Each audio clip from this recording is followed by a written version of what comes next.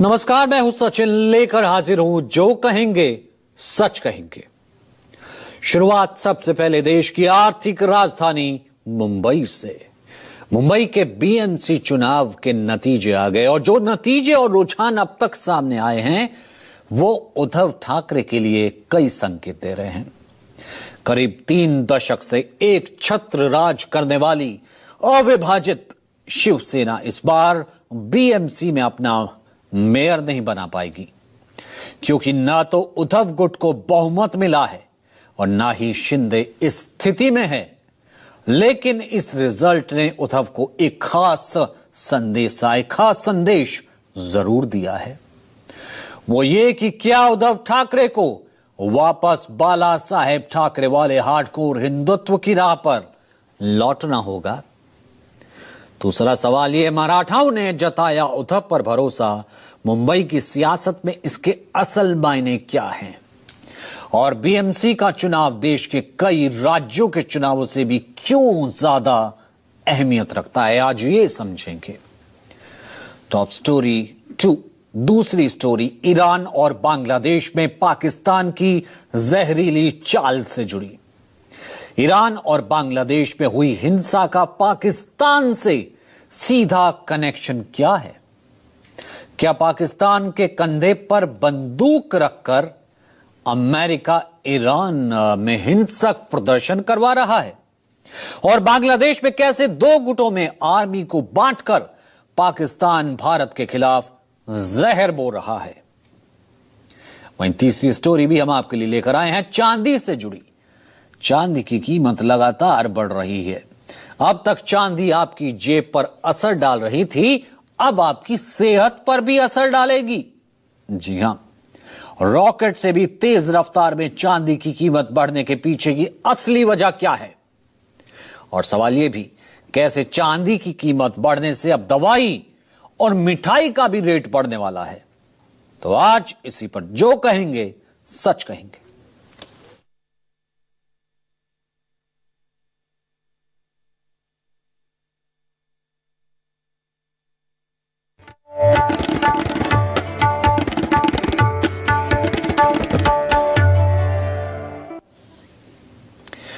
शुरुआत करते हैं बीएमसी से, बृहन्मुंबई नगर पालिका से, यानी बीएमसी के चुनाव में उद्धव ठाकरे की दमदार परफॉर्मेंस के चलते आज महाराष्ट्र के 29 महानगर पालिकाओं समेत बीएमसी चुनाव के भी नतीजे घोषित हो रहे हैं।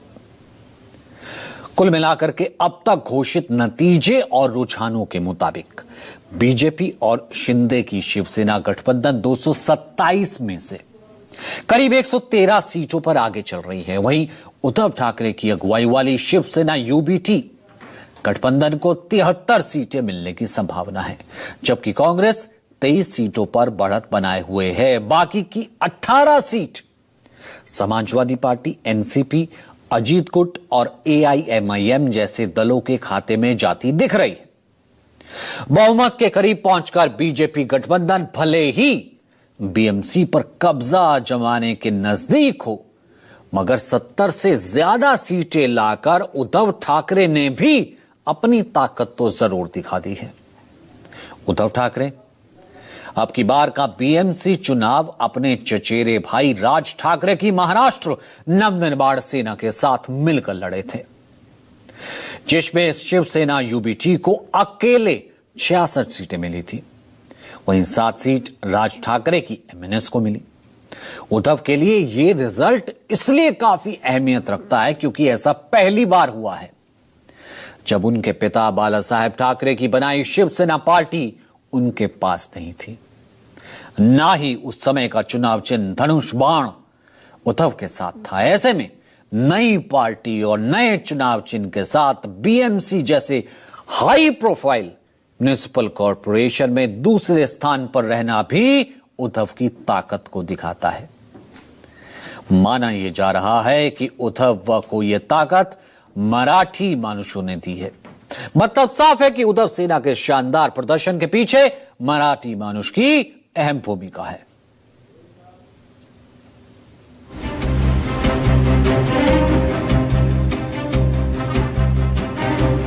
महाराष्ट्र विधानसभा चुनाव में करारी हार मिलने के बाद और मुंबई महानगर पालिका यानी बीएमसी चुनाव से ठीक पहले जिस भाषा, भाव और तेवर के साथ उद्धव ठाकरे अपने चचेरे भाई राज ठाकरे के साथ चुनावी सियासत के मैदान में उतरे, वो मराठी मानुष वाला राग उद्धव ठाकरे की पार्टी शिवसेना यूबीटी को बीएमसी में एक मजबूत पार्टी के तौर पर बरकरार रखे हुए है। शिवसेना यूबीटी भले ही बीएमसी में अपना मेयर बनाने में कामयाब नहीं रही, मगर दूसरे नंबर पर रहकर ये जरूर जता दिया कि मुंबई के लोकल में आज भी ठाकरे का दबदबा है। इसे ऐसे समझिए, 2011 की जनगणना के मुताबिक मुंबई महानगर में ऐसे लोग जिनकी मातृभाषा मराठी है, उसकी कुल आबादी 35 से 40% के करीब है। यही वजह है कि मराठी अस्मिता अभी मुंबई की ताकत थी। इसका अंदाजा इस बात से लगा सकते हैं कि बीएमसी की कुल 227 में से 70 से 80 सीट ऐसी हैं जो मराठी बाहुल्य हैं। विक्रोली, भांडुप, घाटकोपर, माहिम, दादर, भायखला, जोगेश्वरी, अंधेरी, शिवडी, वर्ली, लालबाग और परेल उन इलाकों में शामिल हैं जहां भारी तादाद में मराठी रहते हैं। इन मराठा बाहुल्य ज्यादातर सीटों पर उद्धव ठाकरे की शिवसेना यूबीटी को जीत मिली है। दिलचस्प बात यह है कि शिवसेना यूबीटी को ये सीटें ऐसी हालत में मिली हैं जब उद्धव ठाकरे के पास ना तो असली शिवसेना है और ना ही उसका चुनाव चिन्ह धनुष बाण है। और काफी समय बाद ऐसा भी है कि उद्धव ठाकरे प्रदेश की सत्ता से दूर हैं। ये चुनाव 2017 के बाद हुआ है जब शिवसेना एकजुट थी। 2022 में पार्टी के विभाजन के बाद ये पहला बड़ा टेस्ट था। 2017 में अविभाजित शिवसेना ने 84 सीटें जीती थी और अपना मेयर बना पाई थी। अब अकेले उद्धव की शिवसेना यूबीटी 60 से ज्यादा सीटें जीतने में कामयाब रही। हालांकि शिंदे की शिवसेना तीसरे नंबर पर चली गई। यानी उद्धव ठाकरे का मराठी मानुषों में जलवा अब भी बरकरार है। उद्धव ठाकरे की पार्टी का पूरा चुनावी कैंपेन मराठी मानुष और मुंबई की पहचान बचाने के मुद्दे पर केंद्रित रहा, जिसका नतीजा ये हुआ कि ज्यादातर मराठी उनके साथ आए। हालांकि मराठी अस्मिता का कार्ड कुछ वार्डों में शिवसेना यूबीटी के पक्ष में जरूर रहा, लेकिन पूरे मुंबई में सत्ता की चाबी नहीं दिला सका। बल्कि कुछ इलाकों में यह मुद्दा उल्टा ध्रुवीकरण भी कर गया। एक वजह और ये है कि शिवसेना पिछले बीएमसी चुनाव तक हार्डकोर हिंदुत्व के फॉर्मूले पर चलती थी, लेकिन जब से पार्टी विभाजित हुई तब से उद्धव ठाकरे जो है उन्होंने हार्डकोर हिंदुत्व को छोड़ सॉफ्टकोर हिंदुत्व पर आ गए, जिससे मुस्लिमों में उनकी पकड़ तो बढ़ी, लेकिन हार्डकोर हिंदुत्व को मानने वाले मराठी वोटरों ने उनका साथ छोड़ दिया। ऐसे में उद्धव के लिए एक संदेश यह भी है कि भले ही बीएमसी में मराठाओं का एक तबका उनके साथ आया है, लेकिन पार्टी को वापस बाला साहेब ठाकरे वाले हार्डकोर हिंदुत्व के रास्ते पर लौटना होगा। तभी प्रदेश या फिर केंद्रीय स्तर पर पार्टी का ग्राफ ऊपर बढ़ेगा, क्योंकि मुंबई के रहने वाले मराठी भाषी पिछले चुनावों में हिंदुत्व और विकास जैसे मुद्दों पर बीजेपी और शिंदे सेना को वोट करते रहे हैं, जिस वजह से वो जीतते भी रहे हैं। बीएमसी से शिवसेना की पार्टी उद्धव ठाकरे की शिवसेना का हटना जो है वो आने वाले दिनों में शिवसेना उद्धव ठाकरे के लिए किस तरीके से मैनेज करना होगा पार्टी, वो एक बहुत बड़ा सवाल उनके लिए होगा। अब अगली रणनीति उनकी क्या होगी? क्या एक बार फिर से बाला साहब ठाकरे के वक्त में जिस तरह से शिवसेना सड़कों पे उतरती थी, पानी से लेके दूसरे आंदोलन करती रही, उन आंदोलनों को एक बार फिर से अगर वो जमीन पर उतारते हैं तो जाहिर सी बात है कि उनकी पार्टी का परफॉर्मेंस और अच्छा होगा। ऐसा इसलिए भी क्योंकि इस बार के चुनाव में बीजेपी की सबसे बड़ी पार्टी बनने के पीछे भी उनके नेताओं के हार्डकोर हिंदुत्व का एजेंडा माना जाता है। बीजेपी के तमाम बड़े दिग्गज नेता बीएमसी चुनाव में हिंदुत्व के एजेंडे को ही धार देते दिखाई दिए। पार्टी ने इसके लिए प्रदेश सरकार में मंत्री नीतीश राणे को आगे कर अपने इस एजेंडे को खूब भुनाया भी। नतीजा ये हुआ कि बीएमसी में पहली बार बीजेपी का कमल खिला है और पहली बार बीजेपी का मेयर बनने जा रहा है।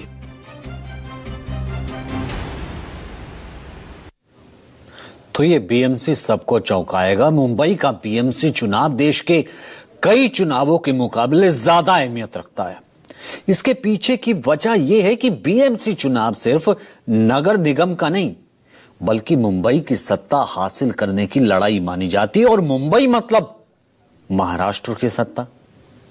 बीएमसी को एशिया की सबसे बड़ी बजट वाली सिविक बॉडी कहा जाता है, जिस पर 1997 से 2017 तक अविभाजित शिवसेना ने राज किया था।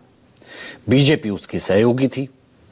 इसका बजट 74,000 करोड़ रुपए है। यह बजट देश के हिमाचल प्रदेश, अरुणाचल, त्रिपुरा, गोवा और सिक्किम जैसे कई राज्यों के बजट से भी बड़ा है। यही वजह है कि बीजेपी हो या उद्धव ठाकरे की शिवसेना यूबीटी या शिंदे की शिवसेना या फिर कांग्रेस हो, शरद पवार की पार्टी हो, अजीत पवार की एनसीपी हो, सभी अपनी पकड़ मजबूत करने की कोशिश में लगे ही रहते हैं बीएमसी के ऊपर। तो पाकिस्तान की एक और हकीकत के बाद बात करते हैं अब चांदी की। चांदी खरीदने वालों की चांदी ही चांदी हो रही है आजकल। चांदी के दाम आजकल लगातार बढ़ रहे हैं। चौथे दिन आज तेजी रही और चांदी ऑल टाइम हाई पर पहुंच गई। बीते 4 दिन में चांदी 40,000 रुपए महंगी हो चुकी है। इस दौरान सोने के दाम में महज 1,000 का इजाफा हुआ है। यानी चांदी हर दिन 2 गुनी नहीं बल्कि 10 गुनी तरक्की कर रही है। इतनी तेजी से चांदी बढ़ रही है। आज चांदी की कीमत में 4,378 रुपए की बढ़ोतरी हुई और चांदी 2,82,720 रुपए प्रति किलो के ऑल टाइम हाई पर पहुंच गई। इससे पहले 14 जनवरी को चांदी का जो रेट था वो 2,77,512 रुपए था। एक हफ्ते के आंकड़े देखें तो 9 जनवरी को चांदी करीब 2,40,000 रुपए प्रति किलोग्राम थी। इसके बाद 2 दिन की छुट्टी और बाजार खुल गया। जैसे ही बाजार खुला चांदी फिर से दौड़ने लगी। बीते 4 दिन में चांदी 40,000 रुपए महंगी हो गई है। अब 1 किलो चांदी का दाम है रिकॉर्ड 2,82,720 रुपए। यानी कि चांदी इतनी महंगी है। अब 1 साल में चांदी के दाम में तो लगातार बढ़ोतरी हुई है। सोना भी बढ़ा है लेकिन चांदी बहुत बढ़ी है। चांदी के दाम सोने के मुकाबले बहुत ज्यादा बढ़े हैं, तेजी से बढ़े हैं। बढ़ोतरी ऐसी हुई है कि जिन्होंने चांदी में पैसा लगाया था उनके वारे न्यारे हो रहे हैं। 1 साल में सोने की कीमत 75% बढ़ी है। वहीं 1 साल में चांदी की कीमत 167% बढ़ गई। 31 दिसंबर 2024 को 1 किलो चांदी की कीमत 86,017 थी। बीते साल के आखिरी दिन 2,30,420 रुपए प्रति किलो आ गई। देखिए कितना बड़ा जो है गैप आया। तो चांदी का ताजा हाल आपने समझ लिया। लेकिन अब आपको बताते कि आखिर चांदी इतनी महंगी क्यों हो रही है, क्यों अलग है, क्यों बीते 1 साल में चांदी के दाम रुकने का ही नाम नहीं ले रहे हैं। ये देखिए,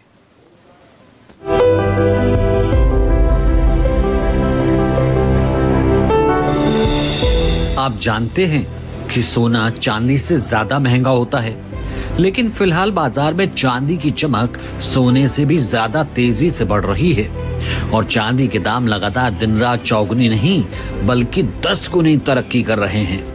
महंगी होती चांदी के पीछे कई सारे फैक्टर्स काम कर रहे हैं। उन फैक्टर्स का हम जिक्र करें उससे पहले जल्दी से समझ लीजिए कि आखिर चांदी मिलती कहां से है। चांदी तांबा, जिंक, गोल्ड और दूसरी धातुओं का साइड प्रोडक्ट है। ये बहुत कम ही शुद्ध रूप में मिलती है और ज्यादातर दूसरी धातुओं के साथ जुड़ी होती है। इसके बाद इसे अलग किया जाता है। यानी चांदी का उत्पादन सीमित है, इसे बनाया नहीं जा सकता और मौजूदा दौर में चांदी की इंडस्ट्रियल डिमांड बढ़ने से चांदी के दाम आसमान छू रहे हैं।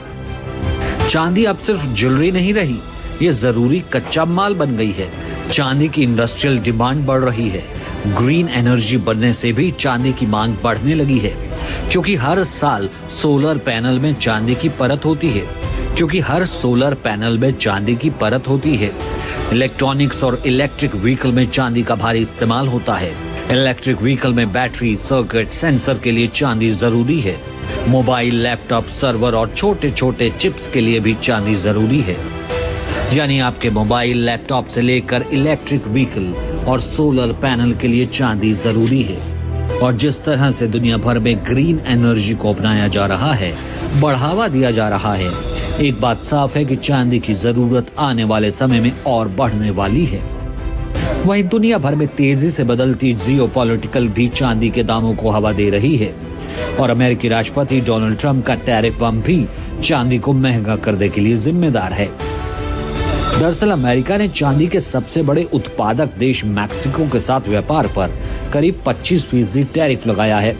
वैश्विक चांदी उत्पादन में मैक्सिको की हिस्सेदारी 23% से ज्यादा है और ट्रंप ने जिन धातुओं पर टैरिफ लगाया उनमें तांबा और चांदी जैसी धातुएं भी शामिल हैं, जिससे चांदी की सप्लाई चेन बाधित हो रही है। अमेरिका, कनाडा और मैक्सिको से करीब 70% चांदी आयात करता है। जब इस आयात पर 25% टैरिफ लगने के बाद अमेरिकी कंपनियों का चांदी खरीदा महंगा हो गया, जिससे चांदी की सप्लाई चेन प्रभावित हुई और इसी का असर वैश्विक चांदी बाजार पर पड़ता दिख रहा है। सप्लाई कम या चांदी महंगी होने पर निवेशकों के मन में डर पैदा हुआ है और निवेशक सोना और चांदी में निवेश कर रहे हैं। वहीं भारत की बात करें तो भारत चांदी का बड़ा इंपोर्टर है और 90% चांदी खपत को आयात से ही पूरा होती है। भारत मैक्सिको से बड़ी संख्या में चांदी खरीदता है। हाल ही के समय में संयुक्त अरब अमीरात से चांदी का आयात भी तेजी से बढ़ा है। इसके अलावा भारत हांगकांग, चीन, यूनाइटेड किंगडम और स्विट्जरलैंड से भी चांदी आयात करता है। यानी जब भारत और दुनिया भर के बाजारों में चांदी की डिमांड बढ़ रही है, तब चांदी का उत्पादन सीमित होने के बावजूद घट रहा है और सप्लाई चेन बाधित हो रही है, जिसका असर ये हो रहा है कि चांदी के दाम आसमान पर हैं और आने वाले दिनों में ये रिकॉर्ड बढ़ोतरी जारी रह सकती है। तो सिर्फ धातु होती तो कह लेते, लेकिन महंगी होती चांदी अब आपके सेहत पर, स्वास्थ्य पर भी असर डाल रही है। कैसे? चौंकी मत, आपको बताते हैं। दरअसल भारत में चांदी का इस्तेमाल बड़े पैमाने पर होता है, आयुर्वेदिक दवाइयों में भी। ऐसे में महंगी होती चांदी का असर आपकी दवाओं पर भी पड़ रहा है। चांदी महंगी होगी, दवा महंगी होगी। चांदी के इस्तेमाल से बनने वाली खास तौर से आयुर्वेदिक दवाओं के दाम तो आसमान छूने लगे हैं। कमजोरी दूर करने वाली शक्तिवर्धक आयुर्वेदिक दवा, इनकी कीमत एक साल में 7,000 तक बढ़ गई है। ज्यादातर लोग सोने चांदी को सिर्फ गहने बनवाने या इन्वेस्टमेंट का जरिया मानते हैं, लेकिन ऐसा नहीं है। मेडिकल साइंस में, औद्योगिक साइंस में, हर चीज में चांदी का बहुत अहम रोल है। कई आयुर्वेदिक दवाओं में गोल्ड, सिल्वर के नैनो पार्टिकल्स इसका इस्तेमाल किया जाता है। चांदी में बैक्टीरिया से लड़ने की क्षमता होती है। चांदी का उपयोग किया जाता है गंभीर इन्फेक्शन को जलाने के लिए, उस घाव में क्रीम पे लगाया जाता है। 50 से अधिक आयुर्वेदिक दवाइयां हैं पेटेंट, जिनमें सोने और चांदी का इस्तेमाल होता है। सर्दी की दवा, जुकाम, डायबिटीज, कमजोरी दूर करने की, सांस लोग, यूरिनरी, तमाम दवाएं हैं जिसपे चांदी लगती है। सोने चांदी के दामों में बेतहाशा वृद्धि के कारण एक साल में 10 से बढ़कर 40% तक अब ये दवा भी महंगी हो गई है। यानी कि जो शक्तिवर्धक दवाएं हैं वो 18 से 19,000 के बीच थी, इस बीच 25,000 हो गई हैं। डायबिटीज के मरीजों को जो दवा दी जाती है वसंत कुसुमाकर की कीमत 2500, ये काफी यूज की जाती है, अब ये 3600 हो गई है। यानी कुल मिलाकर के ये दवाइयां काफी ज्यादा बढ़ती चली जा रही है। एक्सपर्ट क्या कहते हैं, सुनते हैं। तो देखिए, आयुर्वेद की दवाएं दो तरह की दवाएं होती हैं। एक तो प्लांट बेस्ड या जिसमें बहुतायत से पौधों का यूज किया जाता है, और दूसरी है प्लांट और मेटल मिनरल बेस्ड, जिसमें कि सोना चांदी एक मुख्य कंपोनेंट है। सोने चांदी का इसलिए कंपोनेंट नहीं है, इसलिए वो पार्ट नहीं है कि वो महंगा है, वो इसलिए है कि वो द्रुतकारी हो, शीघ्र कार्य करता है, वो जल्दी से इफेक्ट देता है। उसकी बहुत सारी चीजें वो रोगों में उसके प्रतिरोधक क्षमता भी बढ़ाता है, रोगों को दूर करने में भी सहायक होता है, और दवाएं शीघ्रकारी होती हैं। मरीज के पॉकेट पे बहुत भार पड़ेगा, क्योंकि जो औषधि, जब सोना 1 लाख का 10 ग्राम था, अब वो सोना जब 2 लाख से ज्यादा का हो गया है, तो जिन औषधियों के इंग्रेडिएंट हैं तो डेफिनेटली उनमें वो पड़ेगा तो दाम ज्यादा होगा। और ऐसा नहीं कि सोना को उठाया, मार्केट से लिया और डाल दिया, हॉलमार्क दिया। उसका प्रोसेस है, उसकी भस्म बनाने की प्रक्रिया है, जिसमें उसको विभिन्न चरणों से गुजरना होता है। तो वो डेफिनेटली उस प्रोसेस करते करते उसका दाम दुगुना तिगुना बढ़ जाएगा। तो एक तरफ वो जब औषधियों का दाम बढ़ जाएगा तो मरीज की पॉकेट जो पेइंग कैपेसिटी है, भले उसके जब उसके पास पैसा देने को ही नहीं होगा तो कितना भी रोग होगा वो क्या करेगा। तो देखा आपने किस तरीके से दवाओं तक पे असर डाला है। सोने चांदी के महंगे होने से आयुर्वेदिक दवाई महंगी नहीं हो रही है, और भी चीजें महंगी हो रही हैं। दांतों का इलाज भी महंगा हो रहा है, क्योंकि बाकायदा उसमें कैप डलती है, कैविटी भरने के लिए, क्राउन लगाने के लिए जो भी तमाम मिश्रित धातुओं का इस्तेमाल किया जाता है वो भी चांदी से बनता है। चांदी की फिलिंग होती है, उसमें सिल्वर अलॉय पाउडर का उपयोग होता है। 60 ग्राम सिल्वर अलॉय पाउडर की कीमत 7,500 रुपए से बढ़ गई है। ये 60 ग्राम सिल्वर अलॉय की कीमत करीब 5,000 रुपए थी पहले। इतनी ज्यादा फिलहाल इसमें बढ़ोतरी हुई है। तो कुल मिलाकर के ये चांदी जो है, जैसे कि पहले कहावत हुआ करती थी कि सोना कितना सोना है, अब शायद नया सोना चांदी ही है।